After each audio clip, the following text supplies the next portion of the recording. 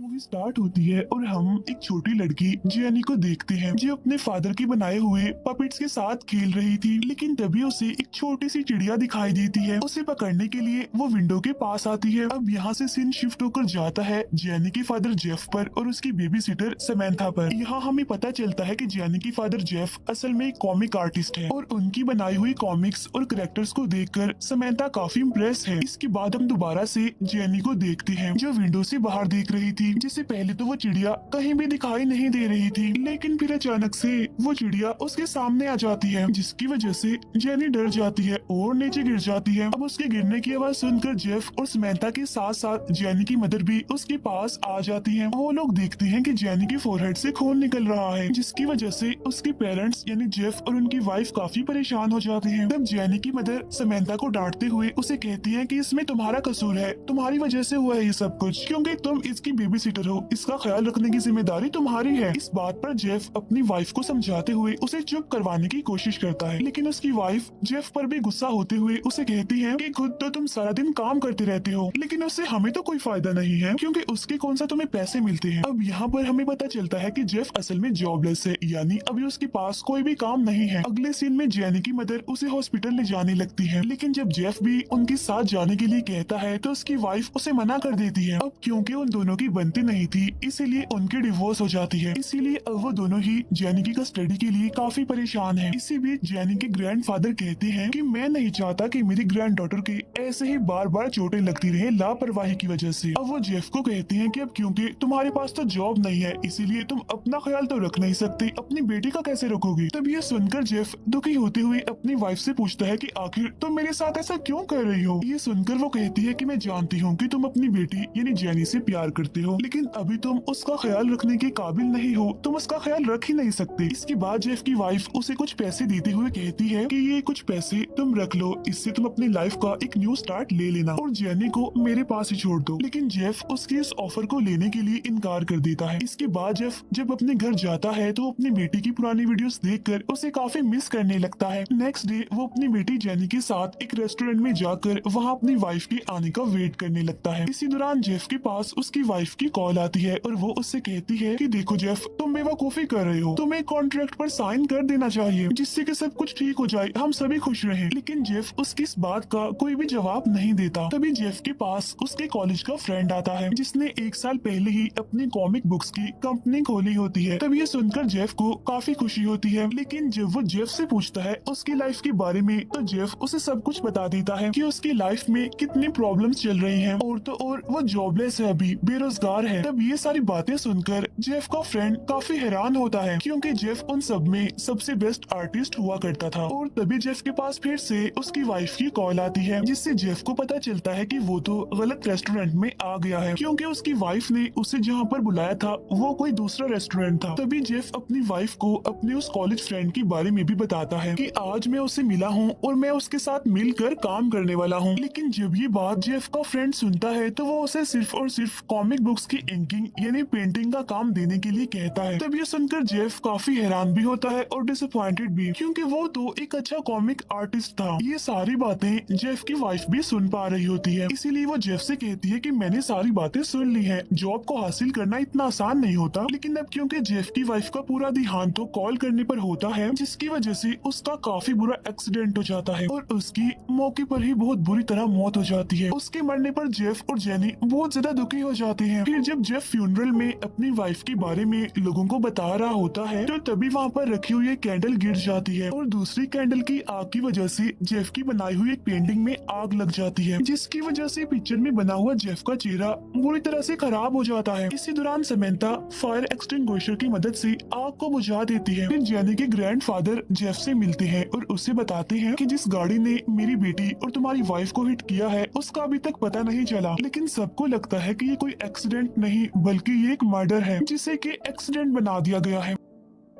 Next scene में Jeff एक room के सामने जाकर पहुंचता है, लेकिन तभी अचानक से उसका दरवाजा खुल जाता है और उसके अंदर से एक खतरनाक किस्म का पपेट निकलता है, जो कि बिल्कुल वैसा ही पपेट दिख रहा था जिसे जेफ ने अपने हाथों से बनाया था। वो पपेट डरावना दिखने के साथ साथ अलग अलग तरह के मूव्स भी कर रहा था। फिर वो बिल्कुल उल्टा होकर जेफ का पीछा करने लगता है और अब वो जेफ की तरफ बढ़ने लगता है, जिसकी वजह से जेफ काफी डर जाता है। लेकिन जैसे वो पपेट जेफ पर अटैक करने वाला होता है तो जेफ की आंख खुल जाती है। इसका मतलब ये था कि ये जेफ का नाइटमेयर था। लेकिन तभी उसे अपने सामने एक दूसरी पपेट दिखाई देती है। फिर अचानक से वो नींद से जाग जाता है और ये भी उसका नाइटमेयर ही था। नेक्स्ट डे वो बेबी सिटर समैंथा उसके घर आती है, जहाँ पर जेफ उसे अपनी बेटी जेनी का ख्याल रखने के लिए कहता है और खुद वो जॉब करने के लिए अपने फ्रेंड की कंपनी में चला जाता है। इसी दौरान वो बेचारा वहाँ पर इंकिंग का काम करने के लिए भी तैयार हो जाता है। तब ये बात उसके फ्रेंड को काफी हैरान कर देती है, लेकिन फिर भी वो बगैर कुछ कहे उसे जॉब पर रख लेता है। इसके बाद जेफ घर वापस आता है और समैंथा को अपनी इंकिंग की जॉब के बारे में बताता है, जिस पर वो कहती है कि मुझे तो ये जॉब अच्छी नहीं लगी, क्योंकि ये जॉब आपके लिए नहीं बनी है, क्योंकि आप ज्यादा अच्छा डिजर्व करते हैं। वजह ये है कि आप एक काफी अच्छे आर्टिस्ट हैं। तब ये सुनकर जेफ कहता है, लेकिन पेंटिंग का काम तो मैं घर में भी कर सकता हूँ, जिसका फायदा ये होगा कि साथ साथ मैं अपनी बेटी का भी ख्याल रख सकूंगा, वो मुझसे दूर नहीं होगी। इसी दौरान समैंथा जेफ को काफी इंसिस्ट करती है कि आप जेनी को उसके ग्रैंडफादर के घर ही छोड़ आए, लेकिन जेफ इस बात के लिए साफ इनकार कर देता है और कहता है कि नहीं नहीं, मैं ऐसा नहीं कर सकता, क्योंकि मैं अपनी बेटी से बहुत प्यार करता हूँ और वो मेरे साथ ही रहेगी। अब जब रात को जेफ काम कर रहा होता है तो उसे कुछ अजीब महसूस होने लगता है और उससे ऐसा लगता है कि कुछ तो अजीब है, कुछ तो गड़बड़ है और उसे खुद पर कंट्रोल भी नहीं रहा। इसीलिए वो जाने अनजाने में अपनी डायरी पर एक खतरनाक गोस्ट की पेंटिंग बना देता है और तभी उसके पास जेनी आकर कहती है कि पापा मुझे बहुत डर लग रहा है, मुझे ऐसा लगता है कि मेरे कमरे में कोई है। लेकिन जब चेक करने के लिए जेफ वहाँ पर जाता है तो उसे तो वहाँ पर कोई भी दिखाई नहीं देता। इसीलिए वो जेनी को अपने बिस्तर पर लेटने के लिए कहता है और तभी जेनी जेफ से पूछती है कि पापा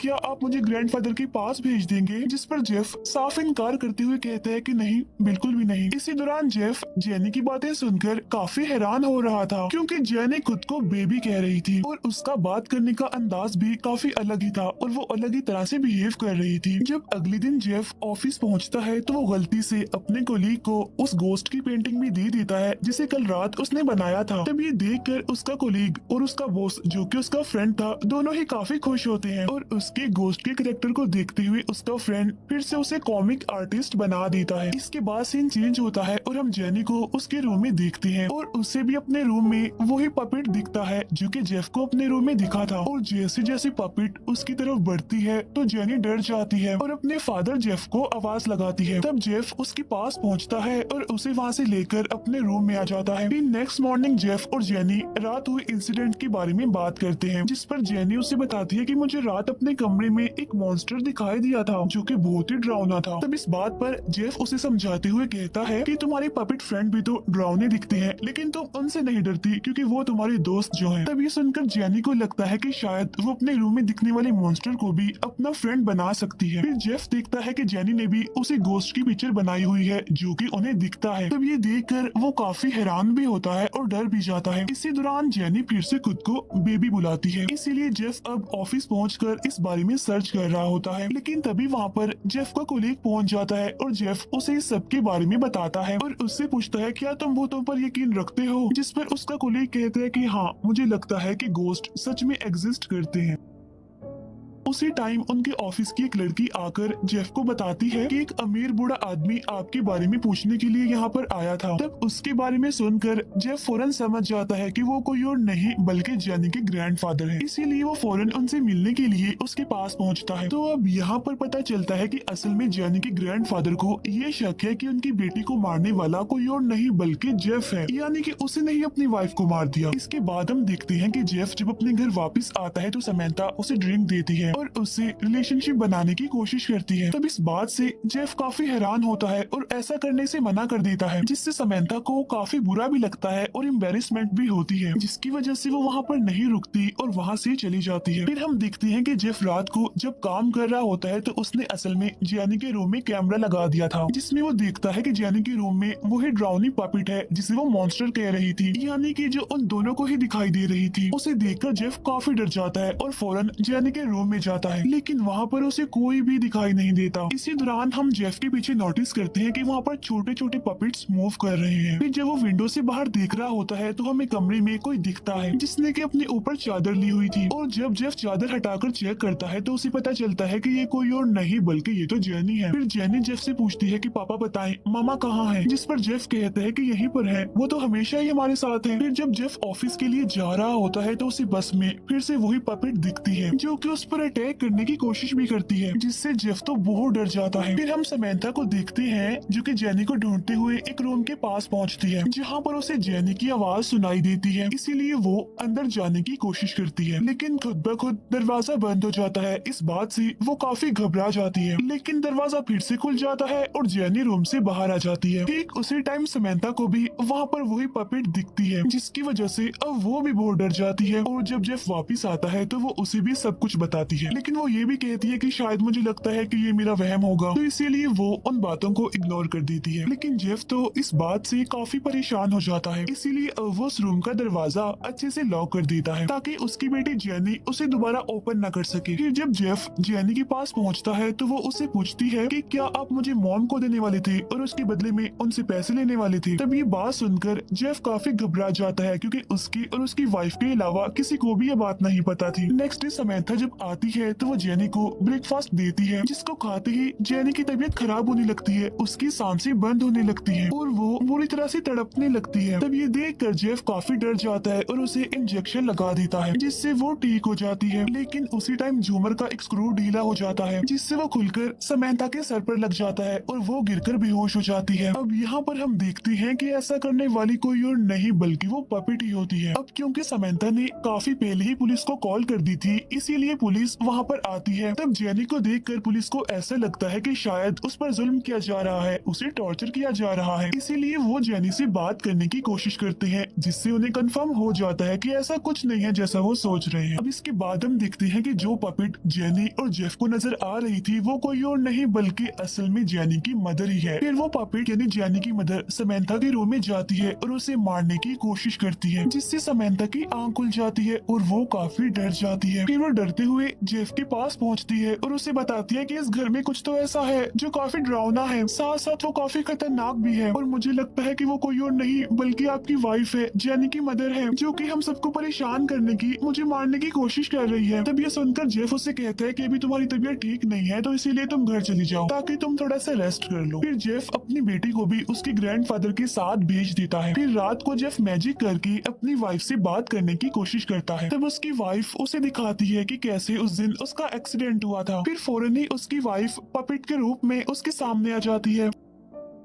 यहाँ पर जेफ उसे समझाता है कि देखो ऐसा मत करो, जेनी हमारी बेटी है। अगले दिन हम जेफ को देखते हैं जो कि अपनी बेटी की कस्टडी में गया होता है। इसी दौरान बातों बातों में वो जेनी के ग्रैंडफादर को कहता है कि मैं जानता हूँ कि आप अपनी बेटी से बहुत प्यार करती थी, लेकिन इस वजह से प्लीज आप मेरी बेटी को मुझसे दूर तो मत कीजिए, क्योंकि वो तो पहले ही अपनी मॉम को खो चुकी है और मैं नहीं चाहता कि अब वो अपने डैड को भी खो दे। फिर जेनी के ग्रैंडफादर जेफ से मिलते हैं और उसे बताते हैं कि पुलिस को वो गाड़ी मिल गई है जिससे तुम्हारी वाइफ का यानी मेरी बेटी का उस दिन एक्सीडेंट हुआ था, इसीलिए बहुत जल्द अब ड्राइवर का भी पता चल जाएगा। तब इस बात से जेफ काफी खुश होता है। फिर वो जेफ से ये भी कहते हैं कि मैं 1 घंटे में जेनी को लेकर तुम्हारे घर पहुंच जाऊंगा, जिससे हमें पता चलता है कि उस पर जेफ की बात असर कर गई है और वो उसकी बात मान गया है, यानी उसने जेनी की कस्टडी जेफ को ही दे दी है। इसके बाद जब जेफ ऑफिस पहुंचता है तो हमें पता चलता है कि वो अब दूसरे स्टेट में मूव करने वाला है, और इस बात से वो बहुत ज्यादा खुश है, यानी वो अब अपने फ्रेंड की कंपनी की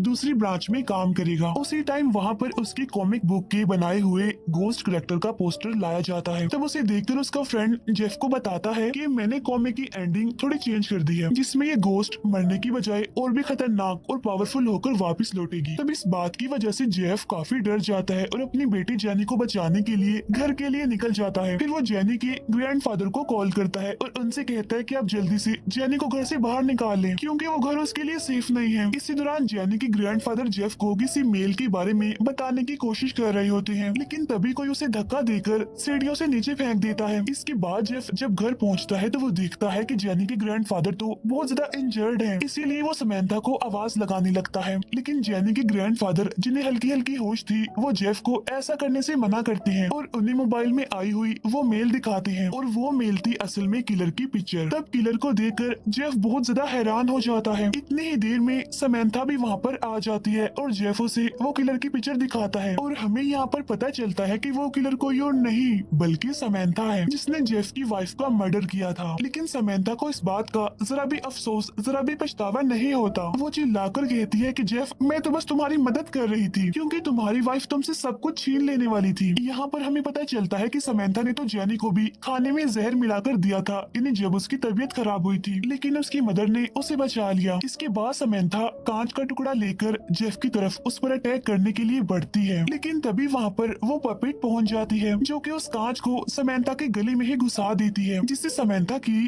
काफी बुरे तरीके से मौत हो जाती है। इसके बाद वो पपेट जेफ पर भी अटैक करने की कोशिश करती है, लेकिन जेनी उस पपेट को ऐसा करने से मना कर देती है। फिर जेनी बहुत ज्यादा डर जाती है और विंडो के पास जाकर बैठ जाती है। इसी दौरान वो रो भी रही होती है और कहती है कि मुझे आप दोनों का लड़ना बिल्कुल भी पसंद नहीं है, यानी यहाँ वो अपने पेरेंट्स को कह रही थी। यहाँ पर जेफ जेनी को समझाता है और उसे नीचे उतारने की कोशिश करता है, लेकिन तभी वो दोनों बाप बेटी ही विंडो से नीचे गिर जाती हैं। इसी दौरान जेफ को जेनी के साथ गुजारे हुए सारे मोमेंट्स याद आने लगते हैं, लेकिन जब जेफ की आंख खुलती है तो वो देखता है कि वो दोनों ही बिल्कुल सही सलामत हैं, क्योंकि उन्हें तो जेफ की वाइफ ने यानी जेनी की मदर ने बचा लिया था। इसके बाद जेफ की वाइफ भी वहाँ से चली जाती है, क्योंकि अब उसने अपना बदला जो ले लिया था समैंथा को मारकर। अब यहाँ पर हमें पता चलता है कि असल में समैंथा ने जेफ की वाइफ को क्यों मारा। असल में वो जेफ को पसंद करती थी और उसके साथ ही अपनी लाइफ गुजारना चाहती थी, लेकिन जो उसके इरादे थे, उसका मकसद था, वो बिल्कुल भी ठीक नहीं थे, जिसकी वजह से लास्ट में उसे वही मिला जो कि वो डिजर्व करती थी, यानी कि मोरल उसकी मौत का। और इसी के साथ ही ये मूवी यहीं पर एंड हो जाती है।